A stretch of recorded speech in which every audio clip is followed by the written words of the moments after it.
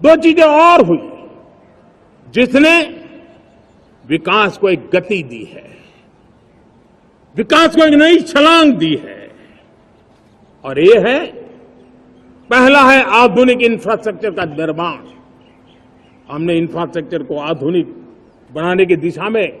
बहुत बड़े कदम उठाए हैं, और दूसरी तरफ सामान्य मानव के जीवन में जो बाधाएं हैं, ईज ऑफ लिविंग का हमारा जो सपना है, उस पर भी हमने उतना ही बल दिया है। पिछले एक दशक में अभूतपूर्व इंफ्रास्ट्रक्चर का विकास हुआ है। रेल हो, रोड हो, एयरपोर्ट हो, पोर्ट हो, ब्रॉडबैंड कनेक्टिविटी हो, गांव गांव नए स्कूल बनाने की बात हो, जंगलों में स्कूल बनाने की बात हो, दूर सुदूर इलाकों में अस्पताल बनाने की बात हो, आरोग्य मंदिर बनाने की बात हो, मेडिकल कॉलेजों का काम हो, आयुष्मान आरोग्य मंदिरों का निर्माण चलता हो, 60,000 से ज्यादा अमृत सरोवर बने हो, 2 लाख पंचायतों तक ऑप्टिकल फाइबर नेटवर्क पहुंचा हो, नहरों का एक बहुत बड़ा जाल बिछाया जा रहा हो, 4 करोड़ पक्के घर बनना, गरीबों को एक नया आश्रय मिलना, 3 करोड़ नए घर बनाने के संकल्प के साथ आगे बढ़ने की हमारी कोशिश हो। हमारा पूर्वी भारत, नॉर्थ ईस्ट, उसका इलाका आज इंफ्रास्ट्रक्चर के लिए जाने जाना लगा है, और हमने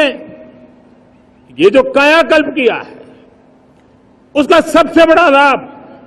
समाज के उन वर्गों तक हम पहुंचे हैं जो ग्रामीण सड़कें वहां बनी है, जिनकी तरफ कोई देखता नहीं था, जिस इलाकों को नहीं देखता था, जिन गांवों को नहीं देखता था,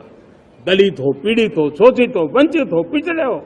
आदिवासी हो, जंगल में रहने वाले हो, दूर सुदूर पहाड़ों में रहने वाले हो, सीमावर्ती स्थान पर रहने वाले हो, हमने उनकी आवश्यकता की पूर्ति की है। हमारे मछुआरे भाई बहनों की आवश्यकताओं को पूरा करना, हमारे पशुपालकों के जीवन को बदलना, एक प्रकार से सर्वांगीण विकास का प्रयास हमारी नीतियों में रहा, हमारी नीयत में रहा है, हमारे रिफॉर्म में रहा है, हमारे कार्यक्रमों में रहा है, हमारी कार्यशैली में रहा है।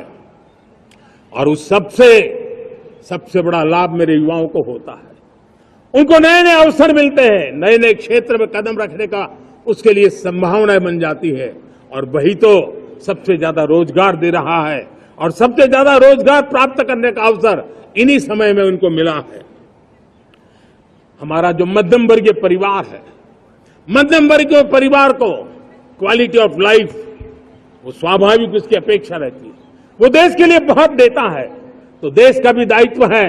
कि उसकी जो क्वालिटी ऑफ लाइफ पे जो उसकी अपेक्षाएं हैं, सरकार की कठिनाइयों से मुक्ति की उसकी जो अपेक्षाएं हैं, उसको पूर्ण करने के लिए हम निरंतर प्रयास करते हैं। और मैंने तो सपना देखा है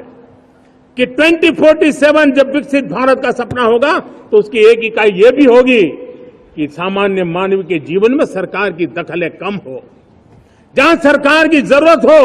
वहां अभाव न हो, और जहां सरकार की बेकारण प्रभाव भी न हो, इस प्रकार की व्यवस्था पर हम प्रतिबद्ध हैं।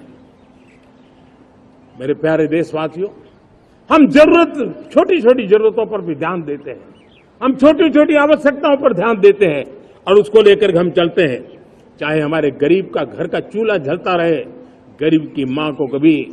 आंसू पी करके सोना न पड़े, और इसके लिए मुफ्त इलाज की योजना हमारी चल रही है। बिजली, पानी, गैस अब सैचुरेशन के मूड पर है, और जब हम सैचुरेशन की बात करते हैं वो 100% होता है। जब सैचुरेशन होता है तो उसको जातिवाद का